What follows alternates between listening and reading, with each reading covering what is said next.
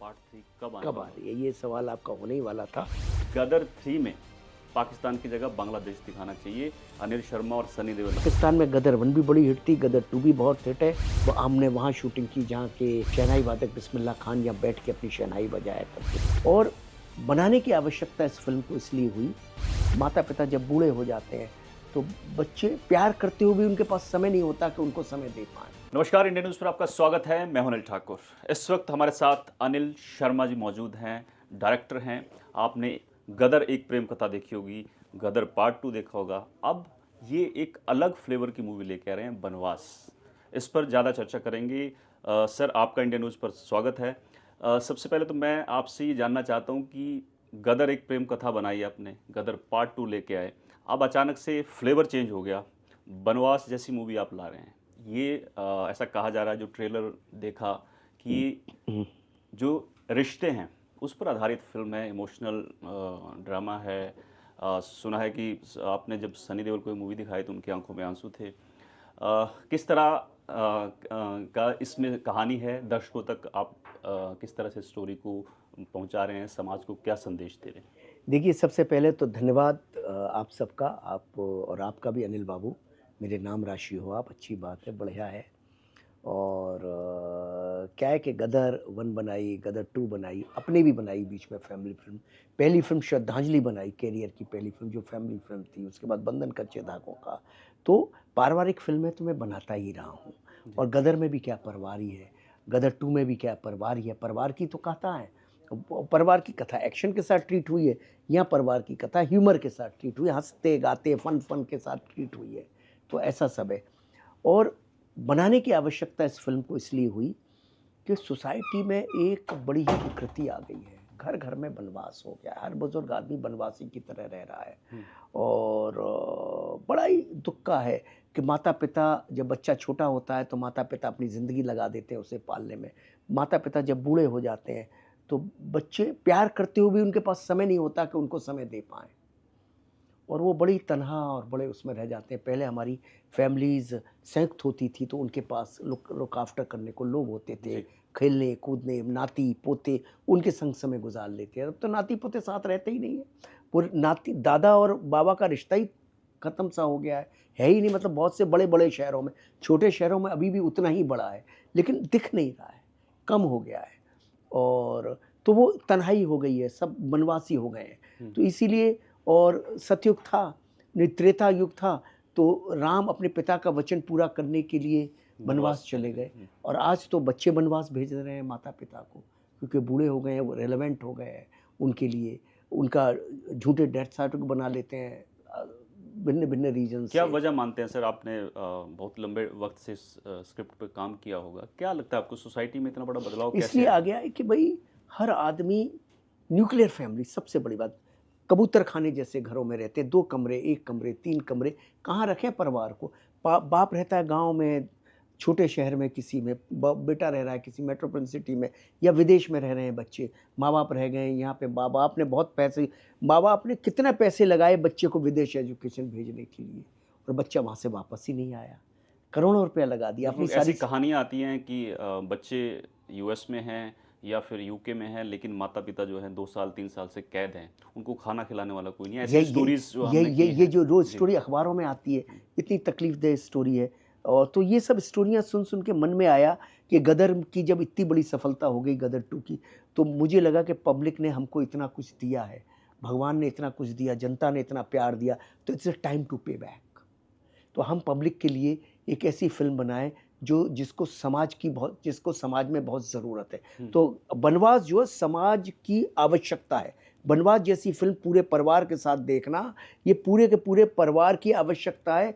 एक वो इमोशन है जो उनको गुदगुदाएगा। एक एक वो दर्द, एक वो कसक है जो उनके दिल में है, उसको थोड़ी-सी राहत देगी ये। इसलिए मैंने बनवास बनाई। यानी ये फिल्म जो है, हो सकता है कि आपको सिनेमा घर में रुलाए भी, इमोशनल भी करे, और हँसाएगी भी बहुत। हँसाएगी भी बहुत। जब एक पोस्टर देखो ना कि 2 जी। हँसते हुए ये देखो कैसे फन है, और सामने लिखा हुआ बनवास। और अपने ही खून का बेटे रिश्ता अपने को नहीं है, दिल का रिश्ता है इस पोस्टर में जो है। आपने बनारस ही क्यों चुना शूटिंग के लिए? क्यों बनारस, कोई खास वजह? बनारस क्या है ना, सबसे पुरानी संस्कृति है, काशी विश्व की सबसे पहली संस्कृति, सबसे पुराना शहर। और बनारस एक ऐसी जगह है जहाँ जीवन भी उसी पल रहा है, मृत्यु भी पल रही है, मुंडन भी हो रहा है, ब्याह भी हो रहा है, खाने भी हो रहे हैं, तीर्थ भी हो रहा है, पूरा जीवन दर्शन है बनारस का हर घाट। तो बहुत प्रतीकात्मक है बनारस, इसीलिए बनारस से ज़्यादा उचित जगह इस फिल्म की कोई हो ही नहीं सकती थी, क्योंकि जीवन दर्शन है बनारस। बनारस से आप गए, कितना बदल गया बनारस, कुछ नया अब ठीक है, बनारस घाट और तो वैसे ही हैं, थोड़े से क्लीन हो गए हैं मोदी जी के आने से, और थोड़ा सा अच्छा है, नमो घाट बहुत बढ़िया है, अच्छा है, पहले से तो बहुत बेटर है, कॉरिडोर बन गया है। और बनारस के लोग तो वही हैं जी, जब तक 4 सेंटेंस में 40 गाली ना हो तो बनारसी क्या, बातें क्या। और वही मलायो, वही रबड़ी, वही लस्सियाँ, वही छोले, वही खाने पीने, वही कचौरियाँ, बहुत मज़ेदार है। और वही पंडित, आनंद आता है, वही पान बनारसी, बहुत बढ़िया है। गदर एक प्रेम कथा पार्ट 2 आया। सोशल मीडिया पर मैं देख रहा हूँ कि लोग आपको बहुत याद कर रहे हैं, इसलिए नहीं, इसलिए कर रहे हैं कि बांग्लादेश में जो बहुत लंबे वक्त से 2-3 महीनों से जो क्राइसिस वहाँ पे चल रहे हैं, अब लोग सोशल मीडिया पर ये लिख रहे हैं कि अब अनिल शर्मा को गदर 3 में पाकिस्तान की जगह बांग्लादेश दिखाना चाहिए। अनिल शर्मा और सनी देओल हैं जो बांग्लादेश को सबक सिखा सकते हैं, ये डिमांड है। और ये सोशल मीडिया पर मैं कई ये जगह अगर पढ़ ये चुका हूँ। डिमांड है तो इस पे हम लोग सोचेंगे, देखेंगे क्या करेंगे। पब्लिक की तो हर बात सर माथे पे। क्योंकि वो बांग्लादेश में लगातार हाँ, अभी अटैक हो कल रहे हैं, भी तो देखा हमने, हाँ। कल भी देखा सो हमने। फ्यूचर में ऐसा हो सकता है अनिल शर्मा। अभी मैं कुछ नहीं किया, ये तो आपसे बात मैंने सुनी है, हम्म, मैं अभी इसको एब्जॉर्व करूंगा, फिर सोचूंगा क्या है। और सर इस मूवी में नाना पाटेकर अ, अभिनय कर रहे हैं, और कई इंटरव्यूज़ में मैंने सुना कि मुझे मौका नहीं मिला साथ काम करने का, हाँ, एक तरह से 25 साल उनको लग भी गए। बनवास हाँ, 25 आपके साल साथ काम करने के लिए। 25 साल लग गए। हम्म, और क्योंकि नाना सर को अपीज़ करना आसान नहीं है।